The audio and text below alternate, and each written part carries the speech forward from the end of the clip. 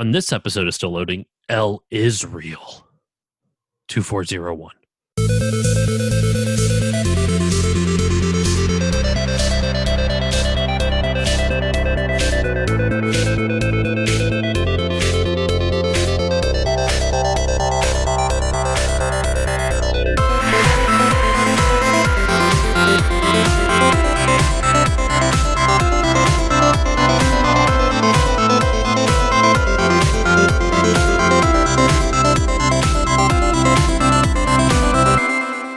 Hello, everyone, and welcome to this new episode of the Still Loading podcast. I am your host, Josh Koval, and today it is the first episode of Mario Month. We have the month we wait for all year long, but this month, unfortunately, it's only going to be 2 episodes, and I will get to the reason why for that in a second. Normally, it's 4 4 to 5, depending on how many weeks are in the month of March. But this year, it's only going to be 2. It's going to be just every other week. I guess technically possibly 3. Hold on. I should probably look at that ahead of time so I know how many I need to record. No, it's only going to be 2. So 2 episodes this month. And with me, as per usual for Mario Month, is Casey. Casey, how are you doing tonight? I'm doing very well. Thank you for having me, as always. I always enjoy my time here. Thank you for coming back on once again for Mario Month. Now, to those who don't know, we are actually recording this on December 4th of 2020. So we are 3 months ahead of schedule. And the reason for that is the same reason why there's only going to be 2 episodes of Mario Month this year. It's because I'm going to be a father and I won't have time to record weekly episodes. I'm going back to bi-weekly. Actually, you already should know this by now because there would have been 4 episodes out prior to this even coming out. But yeah, so there's only going to be 2 episodes of Mario Month this month. Sorry about that, but that spaces out more Mario games for future years so we can squeeze more into each Mario month in subsequent years. So yeah, but for this Mario Month, what the original idea was going to be 3D Mario games, the first couple 3D Mario games. So instead of doing 4 of them, it was going to be Mario 64, Mario Sunshine, Mario Galaxy 1 and 2. This year, it's just going to be Mario 64 and Mario Sunshine. We're going to do Galaxy 1 and 2 another year, but 64 and Sunshine, the 2 S's, and we are starting off Mario Month with, of course, the first 3D Mario game, Super Mario 64. So before we go into any nitty-gritty things, Casey, what are some of your earliest memories of this game? Sure. So the first memory, or I should say experience that I had with Super Mario 64 was back in August of 98. So growing up, I had the Super Nintendo, and that was my exposure with Mario World, Super Mario All-Stars. And growing up during that time for the console wars between N64 and PS1, I had a PS1. So I never had an N64. My cousin, he was in town for the weekend, I believe, and it was his birthday. And my parents went to Best Buy and they bought him a oh my God, I can't even speak English.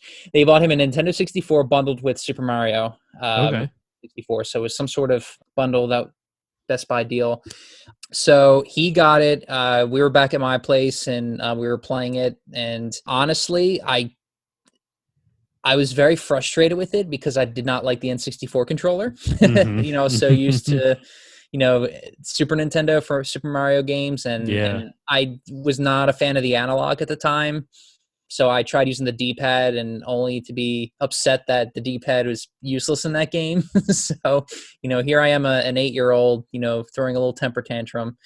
But that is my earliest memory with it. I know a lot of friends that I had growing up in middle school, they all had N64s and we would play. That was one of the games that we would play. So that was kind of my most exposure to it. I didn't end up getting the game until 10 years ago. I bought it myself with an N64 and then played it that way.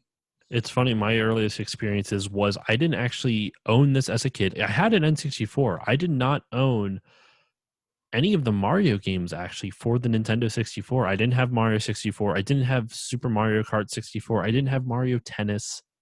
I didn't have any of these for my N64. I don't even think I had Smash. So I did play Smash at other people's houses, but I did not have any Mario games for my N64. And it wasn't until years later I've said this. I don't think I've talked about this for a while on the podcast. I know I have mentioned it in some of our earlier Mario Month episodes, but uh, my first exposure to Mario, like I played it in passing at friends' houses, and I didn't really touch it too much once I started collecting. For a long while, Mario, I don't want to say it was like a dirty word to me, but it was something that I never understood why people liked it so much. And a lot of that was naivety, like or naivete or something, like, I don't know. But I didn't know how important the series was, and I didn't know how fun they are. Now I'm a huge Mario fan. I don't know where the switch flipped, but it changed somewhere. And the first Mario game I actually beat earnestly, I've mentioned this before, was Super Mario World, and I've kind of jumped around the series. So about a year ago, to bring this back to Super Mario 64, about a year or two ago, I played Super Mario 64 for the first time. Actually, we were talking off mic how we both have our copies signed by the voice actor of Mario, Charles Martinet, and it's such a great experience at that It really convention. was. So, and I finally finished playing it, I believe, before he signed it, and I don't know what took me so long. I love this game so much now. I love the music. I love the visuals. I know they're very dated. It's the N64. They're going to be very dated. But that was my first experience, was actually playing it almost without any nostalgia goggles. I played it for the first time 2 years ago. So I went into it very open-minded, like very eyes unclouded by nostalgia, with thoughts unclouded. So, and I loved it. I legitimately loved it. It was pleasant. I was pleasantly surprised by it. No, I totally know what you mean, and this I may have told you this before in the past. I know our one friend, Tim, who you had on the Come podcast. He, on. Yeah. yeah, Tim, he knows this, and I may have told you this. I'm in the minority with this, and this may come as a shock, but this is actually one of my least favorite Mario titles. And the reason why, a lot of that has to do with my first experience with it. However, that being said, it definitely grew on me over time. The one gripe that I have with it today is just the camera angles. Yeah. That's the only problem I have with it. Other than that, it's a charming game. I really appreciate Nintendo pushing the boundaries and being innovative. I mean, obviously, you'll go into that in more detail, but that's what I wanted to put out there right now. No, I think that's fair, though. That's a fair criticism, especially I mentioned it before on other episodes, but when games went to 3D, a large chunk of the gaming audience got alienated. That's why for the longest time, up until Odyssey, excuse me, Mario 3D games routinely sold less than their 2D counterparts. So Mario games continuously sold less until New Super Mario Bros. Came out for the DS. That was huge. And then New Super Mario Bros. Wii, for the Wii, obviously, same type of genre, but now you can have 4-player co-op on the 2D side scrolling, or 2.5D the side scrolling with that. That was huge. It sold more than Super Mario Galaxy 1 and 2. I don't know about combined, but at least them separately, definitely. So the 2D Mario games have historically just sold significantly better than any of the 3D. And I think a lot of that has to do with kind of what some of your criticisms of it were. Just it is a lot harder to manage. And I honestly think the reason why Odyssey sold so well, we talked about Odyssey a while ago, like 3 years ago now on the show. But I think the reason that Odyssey sold so well and it's so popular is that they finally perfected the 3D controls for Mario. And not to say the others weren't good. I actually think Mario Sunshine has the worst controls personally, just because it, like, the slightest movements, he'll just go crazy. Like, he goes so far, but we'll get into that when we talk Mario Sunshine. Mario Galaxy, I think, had great controls, but since it was so different. There was motion controls, and you had to shake the Wiimote, and you had to move the and there you had to aim the Wiimote to pick up star bits. It was just it was a very active platforming game that you had to do. Besides just controlling the buttons, you actually had to move your arms and shake things. Shake it like a Polaroid picture, as the children say. No. That's the nerdiest thing I've ever said in my life. I don't even actually, that's not even true. That song is old, so children don't say that. You're like, what the hell is a Polaroid? I know, right? Those are retro, so they're probably popular. But so I can understand your criticisms of it for that reason. In fact, the camera specifically, I have a note about that. But we'll before I get to that note, because it's a pretty interesting fun fact. The first thing I want to talk about is the controls of the game itself. Now, Mario is known for its controls. That's one of the things they focus on the most. And Mario 64 is no different. In fact, the N64 controller was designed around the ease of play for Mario 64 specifically. All other games be damned. If it played Mario 64 well, that's all Matter. they cared about. And yeah, sorry, were you going to say something? No, I said then that's all that mattered to them. Yeah. They tested so many different types of controller styles. There's actually even a motion controller that they tested out. Like it kind of wore around your wrist too. I didn't learn too much about it, but there was a prototype that was being developed before obviously the N64 came out. This was just an idea for one, but it was going to be a motion type of thing that you wore around your wrist that could detect movements and stuff like that. And apparently it played super well. Like it worked really, really well. But it just not a lot of people understood it. No one could quite grasp the controls, which makes sense. Developers can understand it because they developed it versus people who don't know anything about it. And but they settled with the N64 controller and the movement of the game. I don't know. I don't know. What do you think? Do you think it feels smooth? I think I understand you hate the cameras, but like I think Mario's movement is really solid in this. Yeah, so I mean, definitely definitely for its time, and even playing it today, like I'm going back and I've been playing it for the Switch from the 3D All Stars version. Yeah, I think it's well done in the sense of that.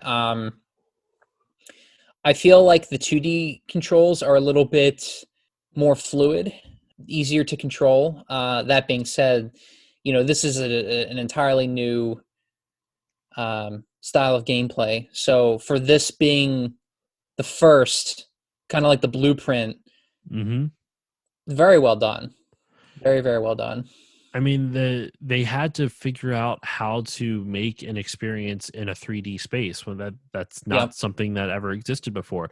And some of the interviews I was reading, they were talking about how in 2D platformers everything has to be so precise. The pixel to Yeah. pixel perfection, and you had to match what like check Mario's arc of the jump so that way you can determine how far the player will be able to jump and if they can nail it on just enough of a pixel or something along those lines. With 3D platformers, though, it's a lot harder to gauge that distance because it's especially in those old games because it was that forced perspective, that depth of field, how far away, like when you're jumping straight into the screen, how far ahead is that ledge? And it's a lot harder to gauge that distance when you can't see the whole thing. You can only see your like weird top down perspective of it. Mhm. So they had to make it a lot more lenient with players because they had to make the landing a lot more lenient so you didn't have to be nearly as perfect as you would in a 2D Mario game because it just wasn't fair. Like it was so hard for players to kind of gauge that distance. And the team had to do a lot of play testing. One of the things I read was that they split the team up into two different halves. One was with development, and the other was with just player testing. So literally, it was like a 15 or 16 man team. I think it was like a 15 man team. That's all the people that were on Mario 64. Oh, wow. 15 people, and they split them up in half. Half of them were working on tinkering with controls, making levels, and the other half was just making sure the feel of Mario was good. And they brought kids in to play and to play test it to see what they thought. And one of the funny things I was reading that Miyamoto was happy because the kids were having fun, but he was a little concerned because he actually brought his son in as one of the kids who were playtesting, and his son kept trying to climb up this unclimbable wall, and he just would not stop. He tried like 12, over a dozen times, it said in the interview. And it was to the point that Miyamoto started to question the intelligence of his son, and he was worried about him. He was worried his son was dumb. Oh boy. Mario 64, you heard it here, folks. Mario 64 makes children dumb. No. But yeah, they spent so much time having to perfect the movement. That was the thing they were focused on the most. And that's what a lot of Mario games are. They focus on the movement a lot because Mario is movement. That's the whole that's what makes a platformer, running, jumping, whatever, other sliding, diving, all that other stuff, like all those different mechanics. And in the original Mario games, you only had running and jumping and power-ups. You Hmm. definitely see in this game they limited the power-ups in this, because how do you account for every possibility with a power-up? Like if they have the flying thing, right? Like how much of the game could you break if you constantly were able to fly, or you constantly had the fire power up, or you constantly had this and that? So that's why they had timers, so that way they could specifically space out, and how far can this player get under this timer. So that way, if it only gets to a certain area, they can't break the game later on. Right. you know what were The some of other- your favorite? Sorry. Oh no, I was going to say the other cool thing that they did too was the depth perception. This is the first time with them working with this. Since it's not 2D, especially when it comes to like jumping over gaps, like especially in like Bowser's Castle, and with the sliding, like if you're sliding in Super Mario World or Super Mario Brothers 3, the worst that can happen depending on the level is just you fall down into a pit and then you lose a life, where here you have to like control where you slide. Mhm. Otherwise you'll fall on either side. So they did some pretty unique mechanics there. And when they were designing levels, one of Miyamoto's earliest influences was watching his pet hamster, of all things. So he would watch his pet hamster kind of roll around in a ball, and they originally wanted the levels to be like the 2D Mario levels, where there was a flagpole and you'd have to go from point A to point B and get to the flagpole, and that's how you complete the level. But it just didn't feel right, because it was just they it's very much like, if you ever see those 3D renditions of 2D Mario levels where it's just this long hallway with nothingness on the sides, Yeah. and it looks kind of cool, but it's kind of ridiculous at the same time. So that's what it kind of seemed, based off what I was reading, that's what I pictured. I don't know if that's what they were actually thinking. So they decided to go with a more sandbox approach, and that's where that hamster idea kind of came in, that he just watches hamster go all over the place and roll around and explore different things. So they kind of took that same approach and applied it to the level design. And that's kind of why in Mario 64, instead of an individual objective per level, you had multiple objectives in each level, and that's where you would collect all the stars. And I don't know how many of the stars are on each level. What is it, like 7 or 8? Hold on. Yeah, I know there's 120 total. I think there are 7 with the inclusion of the 100 coins, which might be 8, if I'm not There are mistaken. 6. 6 There are with 15 stages. Each okay. stage contains 6 stars. Sometimes Mario collects stars directly, sometimes after defeating a boss, passing certain secret places, or collecting 8 red coins. There's also an extra star when Mario collects the 100 coins in the Yeah. stage. Hmm. This is from Unofficial Super Mario Guide, what is this website? It's sca.ch/Mario. This website looks like something straight out of the 90s. Hold on, I want to take a look at that. sca.ch/Mario. Wow. I'm hoping they're right. Oh yeah, they are. So there's 6 stars to find, plus the extra star per level, plus the extra, like, for the 100 coins, and then an extra 15 stars hidden throughout Peach's castle.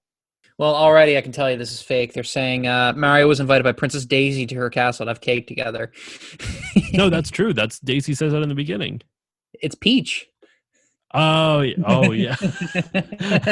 I'm so dumb. Peach. And I claim to know video games. You're right. Well, and this game is actually the first time they called Princess Yeah. Peach Peach. It was Princess Toadstool for years. Yeah. And this one it was signed like Princess Toadstool Peach, and then they transitioned it over to Peach. Yeah. And this was the first game that on home consoles that Mario was voiced in. There was the PC games, which I think we even talked about during Yeah. It was like 2 Mario's. years ago, I think, because we did Game Boy games Mhm. last year, and the year before that was all the Mario PC stuff. I think this time last year was It was Super Mario Land and then Wario Land. That was the ones we covered. right, but didn't we do the Super Mario Christmas special? Yes, we Was that did. last We year did. too? This one, the listeners will have already heard it, is the Sonic Christmas Blast. Nice. That's this year. So with my friend Jordan, which turned out really well. I finished. I still have about at the time of this recording. I still have a little bit more to edit, but you listeners will have that 3 months prior, 3 or 4 months prior. But no, so there's 120 stars total, like you said, and there are 6 stars in each level, plus an extra star for the 100 coins that you collect. And then there's 15 stars kind of strewn about in Peach's castle and Bowser's castle, or whatever. I think it's Peach's castle that Bowser takes over. So they gave you all those different objectives. So it kind of just lets the player explore. You don't have to get the stars in the order that the game tells you to, because every time you jump into a level, actually, let me finish talking about the levels and then we'll go into the castle that is the hub world that connects all the levels. But you would jump into a level and it would give you a little hint as to where the next star could be. And some of them are very direct, like 6 red coins, find all the red coins. Or some of them, and they usually show you where the star is. So you have an idea visually in the level before you have to just go around and explore randomly.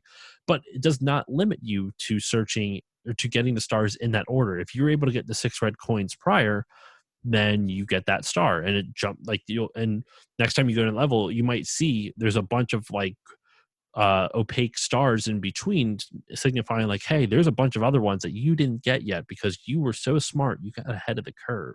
Yeah.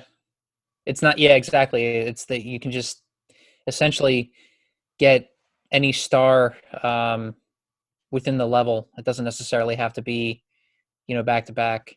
No, you're right. And that just gives the player, like, here's a crazy thing to think about. This is the first 3D Mario game, and they gave players a sandbox. So this is one of the first 3D games, 3D platformers, period. So this is new. This is brand new to other players. And they give the players so much freedom. They trust the player. Nintendo trusted the players so much to just let them explore that you for a while you didn't see that in games. I mean, you saw it more back then, but like I'm thinking more like 10 years ago, like everything was tutorial to hell and back. Like there was just it was so heavy on tutorial. There wasn't really much of a learning curve because they just gave you everything. And in this, they just give the players all this freedom just to do whatever the hell they want and explore the world and figure it out. Like when I was playing it a year or two ago, I was just blown away by how much there is to do in each level. But yeah, it just blows me away that even now, someone who's as jaded, a 31-year-old jaded man like myself who has experienced so many different games, just like a couple of years ago, still felt that same level of joy of just like, this was just fun to play. What are some of your favorite levels? Like, what were some of your favorite levels that you played? I know you weren't a fan of the camera, but are there any levels that stood out to you? I didn't particularly have a favorite level. The one I have the most memories with is the bomb field, obviously. Yeah, the lava world's fun. Can't stand TikTok clock. I'm not a big fan of it either. Yeah, I'm not really too knowledgeable when it comes to the individuals. Yeah, the individual levels, because this was a game that I didn't really spend too much time playing. I did beat it, but it was like 10 years ago. So I'm actually going back to play. Like I said, I'm going back to play it again through 3D All Stars. I have 57 stars now. One of my favorites, but it was also my least favorites, is the Tiny Huge Island, because it was a cool idea of like the shrinking and growing Mario, and like they kind of took that idea of like the mushrooms from, I think you even use mushrooms to grow. I forget. No, you go down a pipe and it like makes you large, but they took the mechanic of the mushroom that makes Mario grow in all the 2D games. Since they didn't do that in this, they kind of incorporated that mechanic into an entire level idea. Different areas were only accessible when Mario was tiny versus large. Yeah, it kind of played homage to the previous Mario titles, like Mario Land 2 in the Macro Zone, where he's all tiny, and probably Super Mario Bros. 3. Yeah, World 4, I believe. Yeah, something like that. I forget which world it is. I think it's World 4. I just like the idea. I just didn't like how it was executed. I think I just didn't understand it. I need to replay that area again because I just could not understand it for some reason. But one of the things that I wanted to talk about was the hub area that led to all these 15 different stages. And the way the game is broken up is that the way the game is organized excuse me, is that there is Peach's castle, and you can explore as you explore around the castle. That you see all these different paintings, and you jump into the paintings, and it kind of does this cool ripple effect, which I loved. When I was a kid, that ripple effect captured my imagination, and I'll explain. I'll go into that more in a second, but you go into the levels through there, and then it tells you, oh, okay, this is what star you have to collect now. This is the next star on the list. Obviously, like I said before, you don't have to adhere to that specific order. You can go with whichever you know, which rewards experienced players because they don't have to follow that order. They can just go in and be like, yeah, I know all these, and then just do the ones they want to do. Hence why Yeah, watching speedruns of this game is so entertaining. Have you ever seen a speedrun of this game? I've seen a couple, and I mean, this game has been played and analyzed and broken down like so meticulously that everyone knows. Well, I shouldn't say everyone, but the professional speedrunners know exactly what to do. Like all of them. It's insane. It's so good to watch. If you listeners out there, if you ever get a chance, this will be 3 months or 2-ish months after Gameston Quick is over.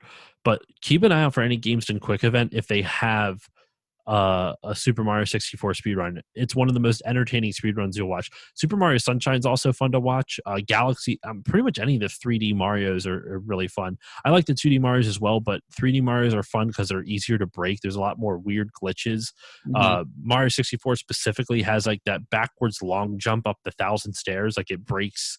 Like you can beat the game without collecting the certain number of stars needed by doing this weird backwards long jump that like breaks through the program. I don't understand I how it can works. confirm it works. I can confirm it works. I've done it myself. You have? Yeah, it works. It's crazy. Yeah. It's so cool though. But so this hub world, you would explore Peach's castle and find the different paintings, and some of them were straightforward. It would just tell you, okay, you need 3 power stars to get in through this door, and then once you open that door, then you see the next painting. Some of them you just kind of explore the castle and you'll find others. For example, like Big Boo's haunt, you just have to kind of explore the grounds around it. And you find a secret area to get to Big Boo's haunt, and the thing that like really stuck in my mind, the thing that really like just captured my imagination was the paintings. It was the idea of walking into like jumping into a painting and it just transport you to a different world is such a fun idea. Like I just love that as like a I don't want to say literary device because this isn't necessarily literature, but it's kind of like that that concept really speaks to me on a personal level. I think it's something that kind of reminds me. I still like them, but the Narnia books, Mhm. how they would walk into the wardrobe and now they're in Narnia in this beautiful big open world. And I think it kind of scratches that same itch where it's this painting that you jump into, now you're in this big open new world. And I remember when I was a kid, so I didn't own any of these, like I said. And when I was a kid, I would play this game at a church friend's house. And I remember the castle scared me because you walk in the door, and I didn't know anything about this. I didn't know anything about Super Mario 64. But when you walk in the door for the first time, Bowser just said, and as a 5-6 year, how old was I when this came out? I would have been 7 when this came out, so like probably 7 to 9 years old when I first played this. When a 7 to 9 year old kid walking, like opening it up, and you hear that creepy laugh, I remember it freaked me out real bad. I'm like, what is this place? And there is music in the castle, but for some reason, as a kid, I don't remember there being any music in the castle. I just remember the hollow steps of Mario, like trekking across the stone floor, that Maybe sound. it was a glitch in the Matrix. I know, right? I'm sure there was actual music. I just don't remember it. But so yeah, you would walk through, and I remember like going into like opening the doors. I'm like, there's just so many doors. How do I know which one to go into? Like it was this weird, mysterious thing that I just could not wrap my little head around. I just didn't understand it. Now as an adult, I'm like, well, I was fucking stupid. It's just a castle with doors. Just go through a couple of doors.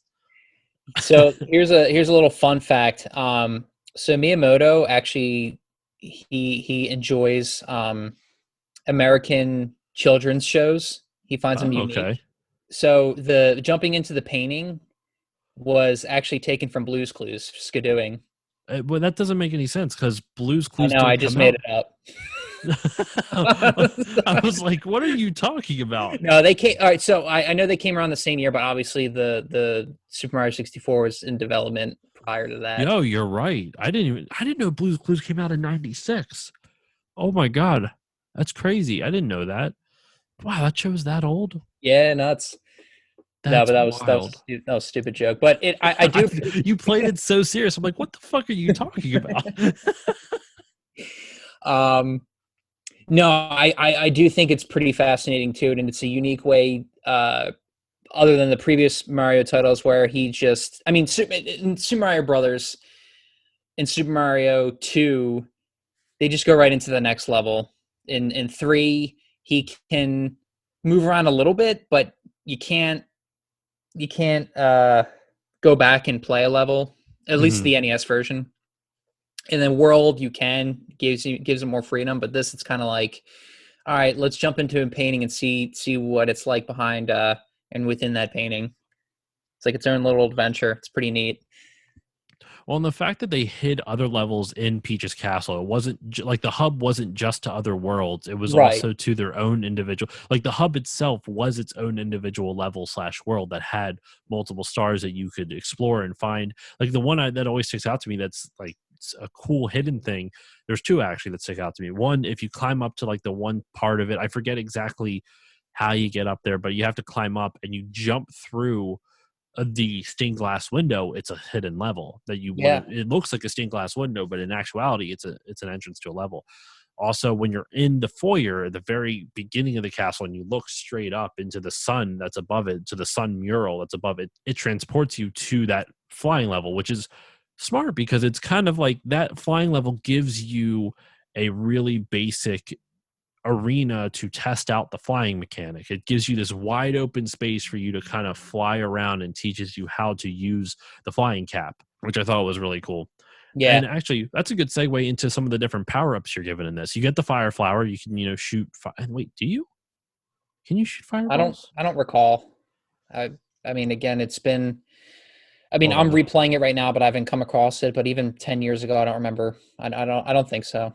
I feel so stupid, being someone that's a huge, Super Mario fan, and uh, this is one of my least knowledgeable games. That's okay, man.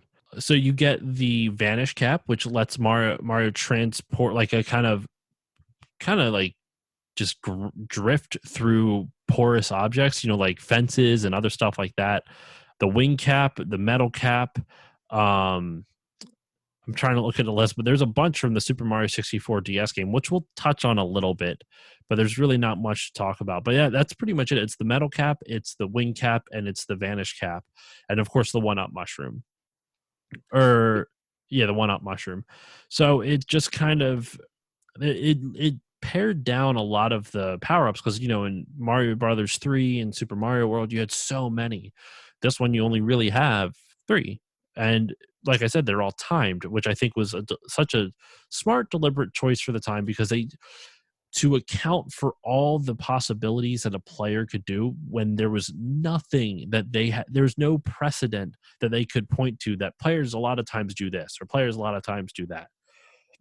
They didn't have anything like that. So they had to be really they had to limit everything so much in order to make sure it was fair and balanced and whatnot. And the wing cap was fun. The metal suit was cool.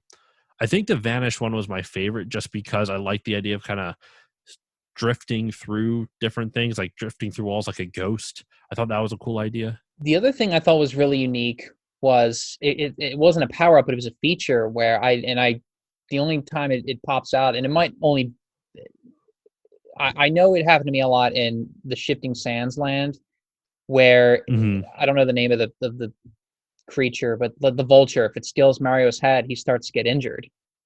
That's never Oh, happened before. Yeah. I think that might have been, if I remember, I think that might have been probably Lethal Lava Land. No, that's not Lethal Lava Land. I would guess it's Shifting Sand. Yeah, Shifting Sands of the Pyramid. Yeah, yeah. Shifting Sand Land. No, and so like the Klepto, power that's his name. Klepto. That makes sense. That's that makes a lot Klepto. of That sense. makes a lot of sense. I see. I didn't even know that was in there. It's something I didn't experience when I played it. He never stole my hat, at least not that I remember. And when I was a kid and played it, I never got very far in that game to begin with. Unfortunately, Mm. um, never got far in 64 to begin with. I obviously beat it a year or two ago, but yeah. So the power ups, there's nothing really to write home about. It's just three different ones. They're fine. I think the wing cap and the vanish cap are really cool. The metal cap, I know a lot of people love, but I always found it annoying that you couldn't jump too well in it. And like I get why it was cool because you could sink to the bottom of the ocean or sink to the bottom of water. And that would help you get to different places. I don't know, something about it I just did not like. Um, I forget what else they like those power ups were good for, but yeah, I mean, like it was fine, but like I said, they just had to limit it so much because of the 3D atmosphere. So, in any case, moving on. One of the things I want to talk about next is I didn't get to talk about it during the control, so I want to bring it up now before I forget. Because one of the problems that a lot of people have with controls are the exact same thing that you mentioned was the camera. The camera was so rough. It was so rough around the edges. And admittedly, they didn't really have much else to compare it with at the time, but the N64 only had one joystick, so it's not like you could do this smooth, fluid thing with a second joystick like we have now.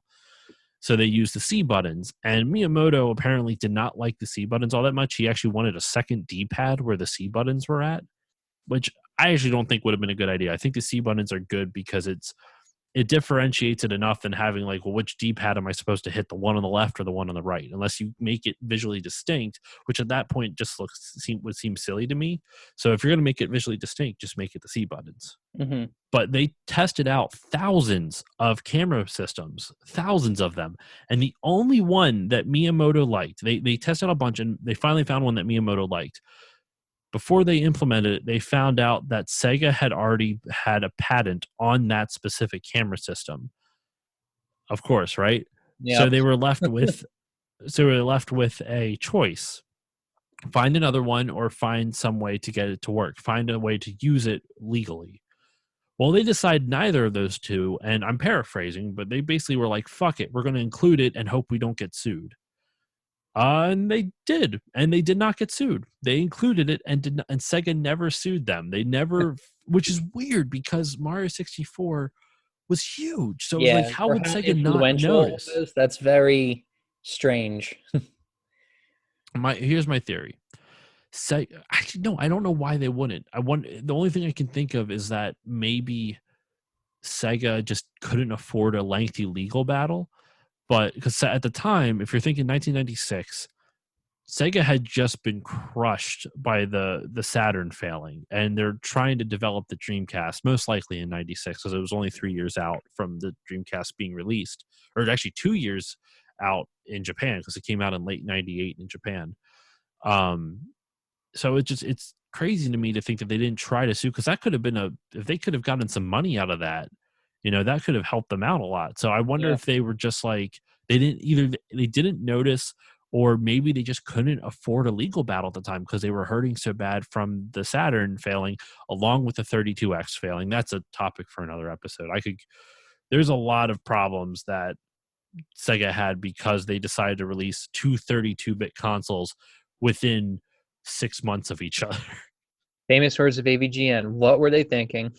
Oh my god! It doesn't make any sense. It's a bummer because the Saturn wasn't awful, and neither was the Dreamcast, obviously. But it just bad timing. All right, like at least with the Saturn, I can 100% blame Sega of Japan for how it was, because the launch of the Saturn was botched, and it was competing with itself with another 32-bit Sega console, which is just dumb. So they split their market. The Saturn was just bad timing. Sorry, the Dreamcast was just bad timing because it came out um, September '99, and October of 2000 is when the PS2 came out, and it just PS2 trounced it. Less than I made a post about it today on Instagram, and I looked at it. October of 2000 is when PS2 came out, and the Dreamcast was discontinued in March or April of 2001. So it was like 6 months later that they're like, "Yep, we're done." we're done, or 5 months later or something like that. We're like, we're done. We can't support this anymore. So that's how fast it went down after the PS2 launched. Incredible. But in any case, so yeah, I just thought it was interesting that they released a thing that was breaking patent law. Like they could have been sued for for not honoring Sega's patent, but they decided to say fuck it and just go with it anyway. Um, some other cool little facts that I looked up. Some of the early prototypes, because this was the first N64 game that went into development. Period. There was no other N64 game that did. And in some of the early prototypes, before they had a sound for Mario and a lot of the sound effects in, they dubbed in samples from Mel Blanc, the voice actor of Looney Tunes, Bugs Bunny, Yosemite Sam, like all these iconic characters. And they kind of dubbed in a bunch of his sound effects for Mario instead, which I thought was kind of fun. And this game was so closely tied in development to Ocarina of Time that if you look at Mario 64's castle, it's not the same as Ganon's castle in Ocarina of Time by any stretch, but you can definitely tell there's some influences between the two. Just visually, they look kind of similar from the outside. And they shared a lot of assets with each other. And there's, in fact, a lot of puzzles that didn't make it into Ocarina of Time wound up in Mario 64. And then one of the last tidbits before I want to move on to talking kind of about the overall visuals and the aesthetic and the music is one of the things they wanted to add was a split screen mode. And to kind of harken back to what I said at the beginning, like the L is real. There's a lot of like, how can I describe this? There was a lot of urban legends surrounding Super Mario 64 and a lot of misheard lines like the so long Longy Bowser sounded like so long gay Bowser, and I didn't want to include that, but Yep. but the L is real 2401 was a urban legend, or basically on the fountain in the Eternal Star statue, which was in the fountain inside Peach's castle. It looked like it said L Israel 2401.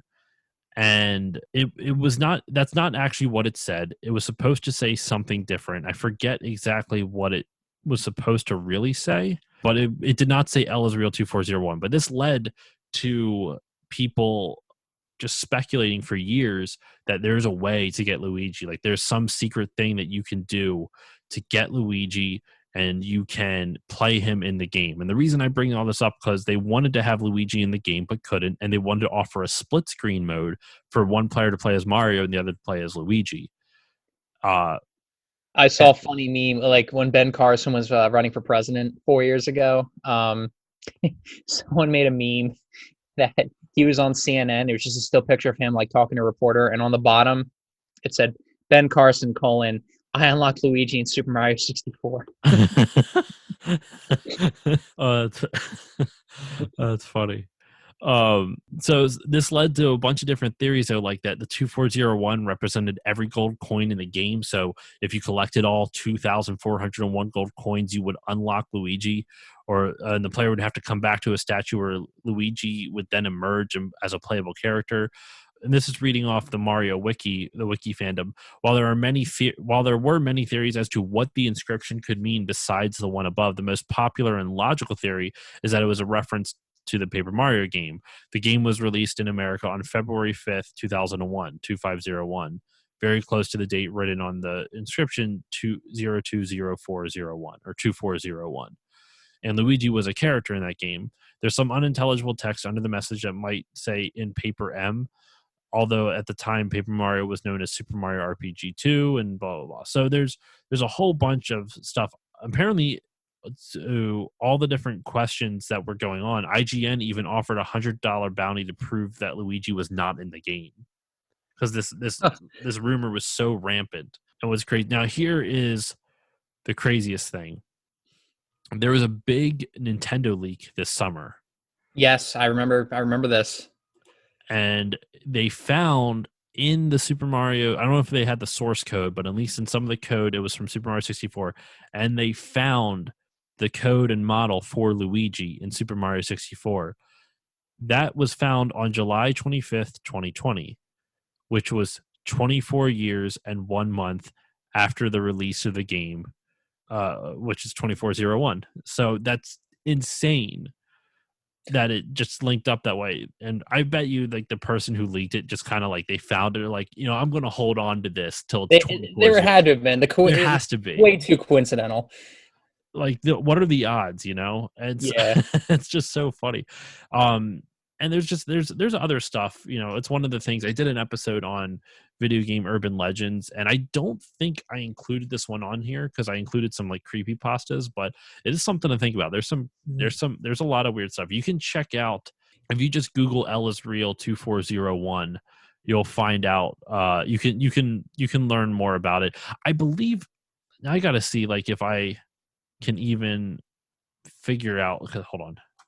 So going to the creepypastas, I know we were talking in between segments here, and that was actually one of the things I wanted to show you. It's a very brief video, but I know one of the creepypastas that came out a few months ago, I think over the summer, is every Super Mario 64 card is personalized, and there's always something really creepy within it.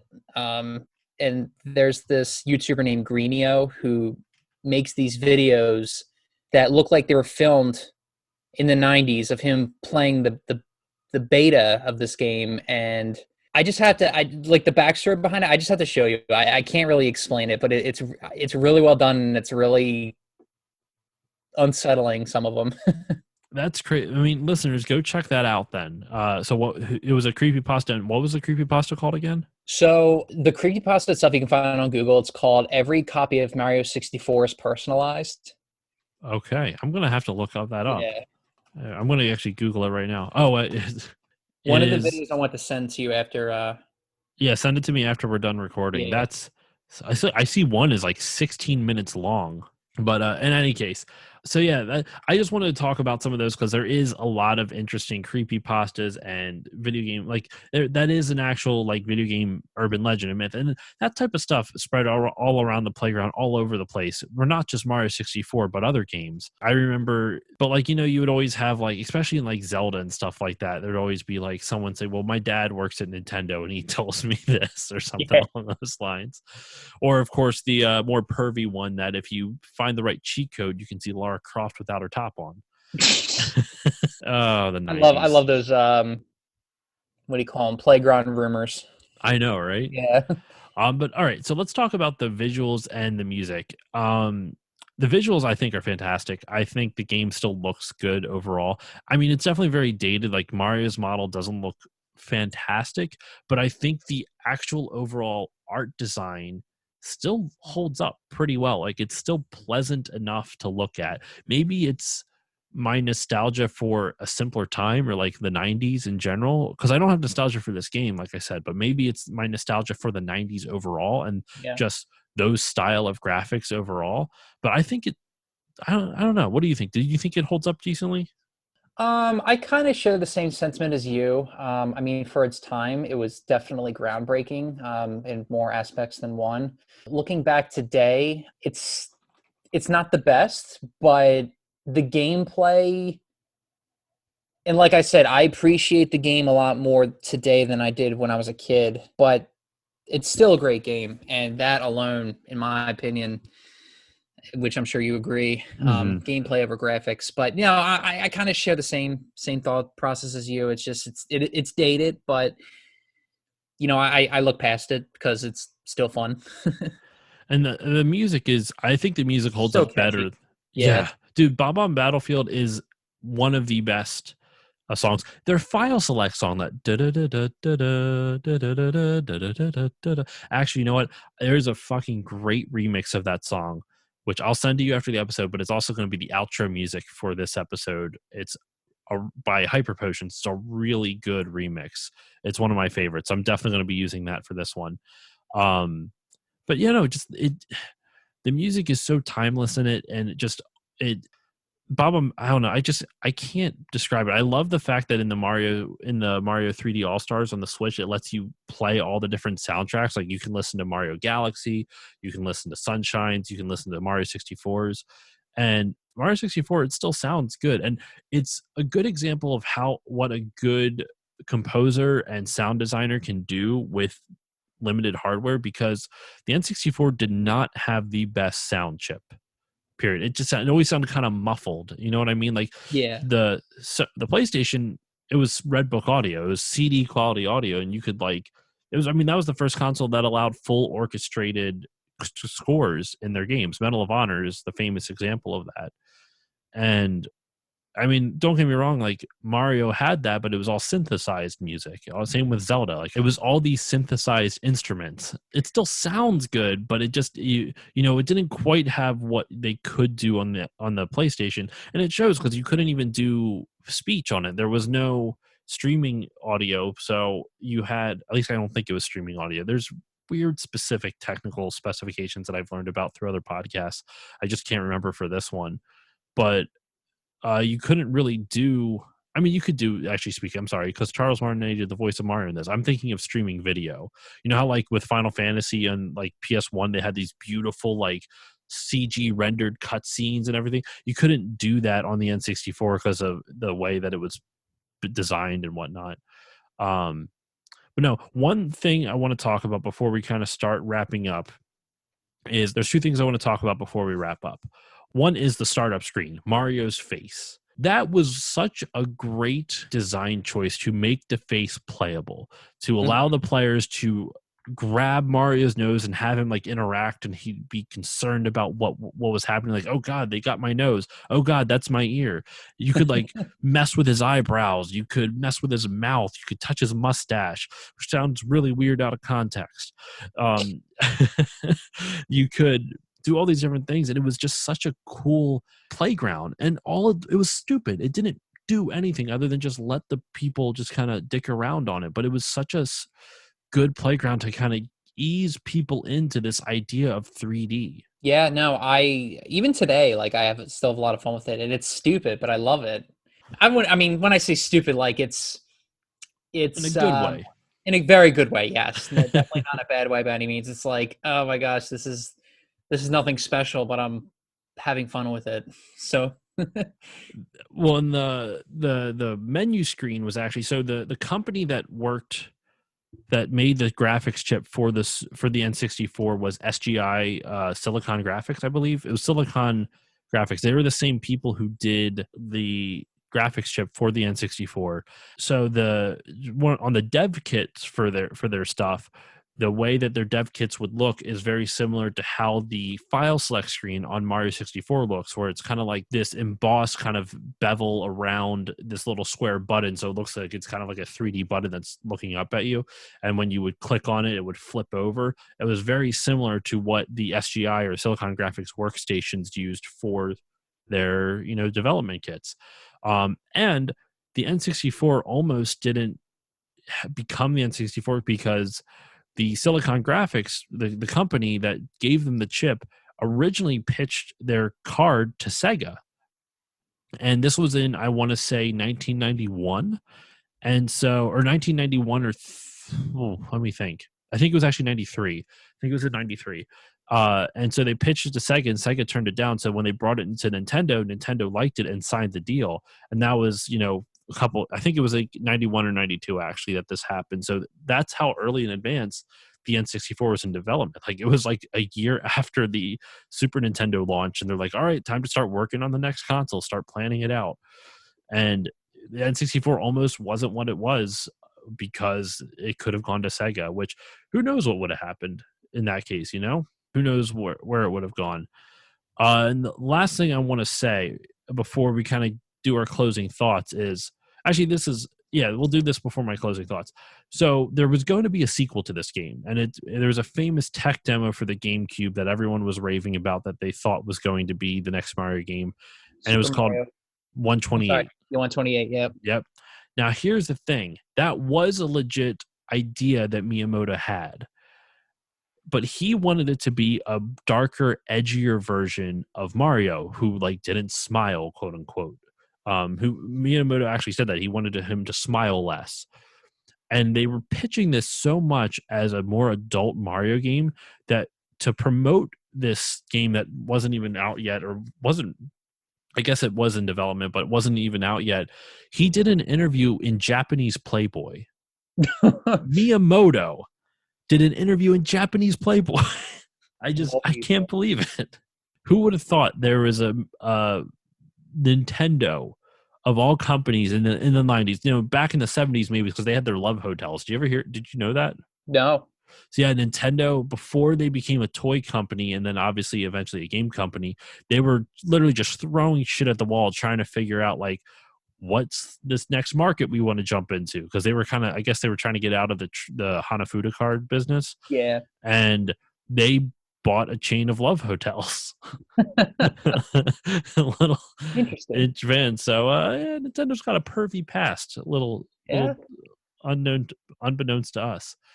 But in any case, so yeah, he did an interview in Playboy of Japan, and yeah, that game never came to fruition. A lot of its mechanics most likely got ported over to like Galaxy and Sunshine and Yeah, Odyssey, I because know a lot of it Nintendo had to never do with throws out ideas. yeah, that's true. Yeah, I was reading a long time ago that I know the display, it was kind of like a beta test for Super Mario Galaxy. And I know that they scrapped the idea for the sequel and kind of just made it into Super Mario Sunshine. But like in terms of like the movement and the gameplay and the um like controls and functionality, I know a lot of that was, shown in Super Mario Galaxy. Oh, really? With Yeah. 128?